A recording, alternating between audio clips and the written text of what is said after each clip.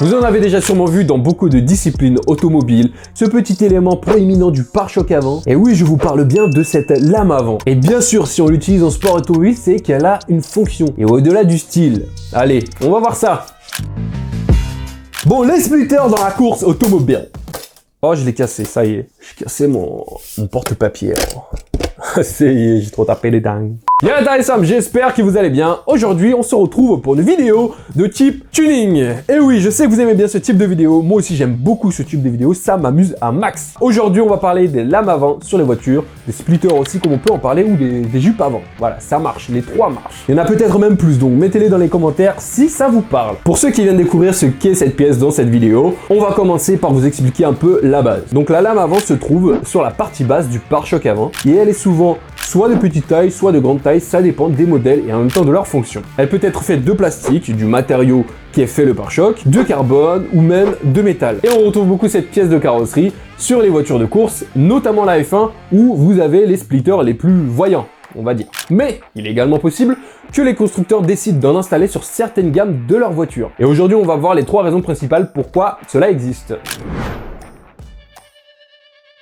Pour commencer, l'une des premières raisons, c'est pour l'appui aérodynamique ou le downforce en anglais. Ça va permettre à la voiture de s'appuyer, de s'écraser un peu plus sur le sol pour pouvoir bien accrocher. Plus la voiture est collée au sol, plus elle sera stable et plus elle sera facile également à manier. Et pour avoir un appui aérodynamique super puissant, justement, là, ça va jouer sur la taille du splitter que l'on va choisir. Plus la pièce sera grande, plus l'appui sera important. Et en plus de ça, il permettra de réduire les flux d'air qui passeront sous la voiture. Il y aura d'autres techniques également pour les organiser lors de leur passage, mais ça, c'est pour une autre pièce de l'aérodynamisme. En parlant justement des flux d'air, et ben, ça me permet de rebondir sur la deuxième fonction.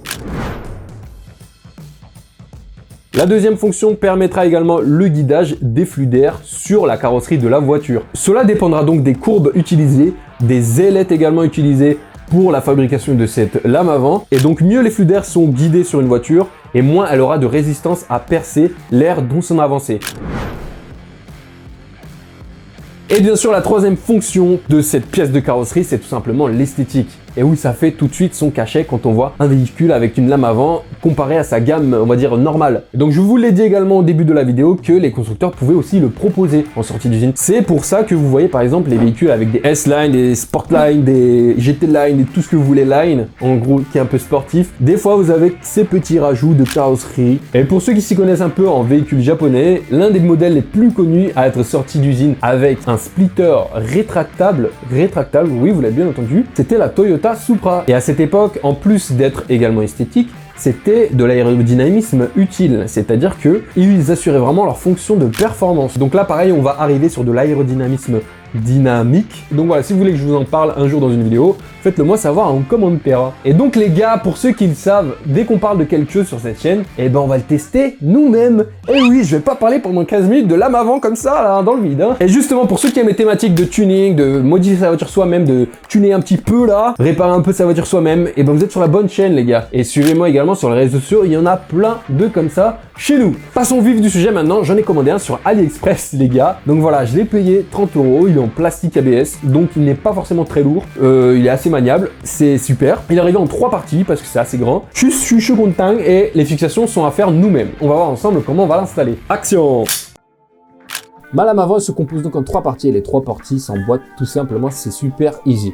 Sachant que c'est un universel, il est super grand pour mon pare-choc et je vais le placer juste en dessous pour voir à quoi il pourra ressembler.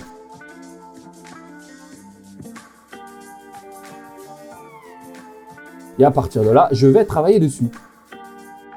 Comme vous pouvez le voir, il est super long et il dépasse des deux côtés. C'est normal, en tout cas, il pourra au moins s'adapter sur beaucoup de modèles de véhicules. Bon, le pare-choc est super petit, vous avez bien remarqué. Ensuite, vous allez le faire tenir sur le pare-choc, tout simplement, et prendre les marquages.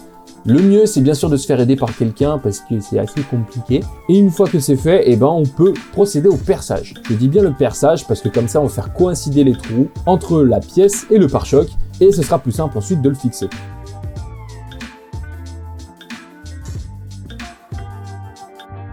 Alors là, surtout les gars, partie super importante à ne pas refaire. Vous avez vu que mes vis sont des vis à bois. Je suis pas fier du tout. Je vais vous mettre en lien dans la description des vis qui seront adéquates pour ce type de travaux. En tout cas, là, vous verrez au moins comment ça fonctionne. Mais ne me jugez pas sur ce type de vis, c'est pas ouf. Merci.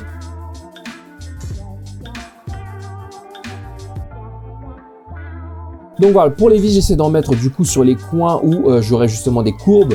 Et pour les courbes qui sont un peu trop compliquées, par exemple celle-là, voilà, on va la réchauffer avec un souffleur d'air chaud.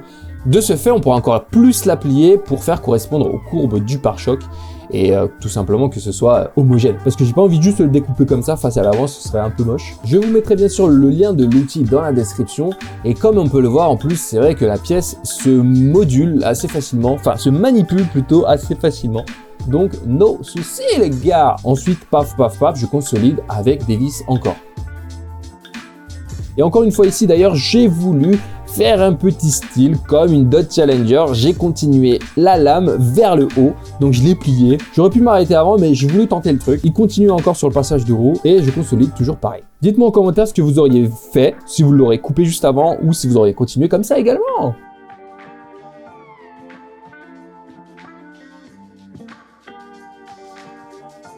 Donc voilà, je vous présente le résultat, ça donne ça. Quelques petits avis là-dessus, c'est qu'il y a une petite courbe au milieu comme vous pouvez le voir sur le passage d'air. Ça me plaît pas forcément. Après, il y a quelques courbes bien sûr là où on a dû faire les déformations avec le souffleur d'air chaud. Mais dans l'ensemble, je trouve que le résultat attendu est pas mal. Surtout pour une pièce universelle qui m'a coûté 30 €. Et donc voilà une lame universelle qui peut s'installer pratiquement sur tous les modèles de voitures. Il suffit de bien utiliser les bonnes fixations. Ne me jugez pas sur les vis que j'ai utilisées. Même moi j'ai honte, pas le choix, j'avais que ça sur la main. Donc voilà, je vais vous mettre des liens en description pour, je pense, du meilleur matériel pour l'installer. Mais en principe, l'installation se fait comme ça. Au moins vous voyez comment ça fonctionne et vous pouvez le faire également chez vous. Enfin chez vous sur votre voiture, hein. Faites pas ça dans votre chambre. Reprenons sur les trois thèmes dont on avait parlé. En ce qui concerne le style, l'esthétique, donc elle fait son affaire. Pour l'appui aérodynamique, je vous avoue que j'ai pas encore de test possible pertinent, parce que j'ai pas encore de tunnel d'aérodynamisme en fait. Après, en ce qui concerne le guidage des flux d'air, on voit pertinemment que la forme et la courbe du pare-choc a complètement changé sur le bas. Donc on a cet effet justement de raclette pelle qui va pousser un petit peu les flux d'air déjà au milieu et ensuite au-dessus de la voiture et sur les côtés. Et en fait, j'ai plus rien à rajouter les gars. Moi je vous en montre un modèle, mais il en existe plein sur internet. J'ai déjà vu des modèles un peu plus fantaisistes on va dire. Ça le fait aussi. Attention quand même aux dérives s'il vous plaît. Je vous fais confiance pour le bon goût. Pas de dérives bizarres. Style des lames avant en bois, en contreplaqué et tout. Parce qu'on voit de tout sur internet. J'espère que vous trouverez votre bonheur pour votre voiture. Et bien sûr les gars, pour ceux qui décident d'en installer un, et montrez-les-moi sur Instagram tout simplement, qu'on regarde, qu'on kiffe là. Je vous remercie d'être resté jusqu'à la fin de cette vidéo. J'espère vous voir très bientôt pour une nouvelle vidéo.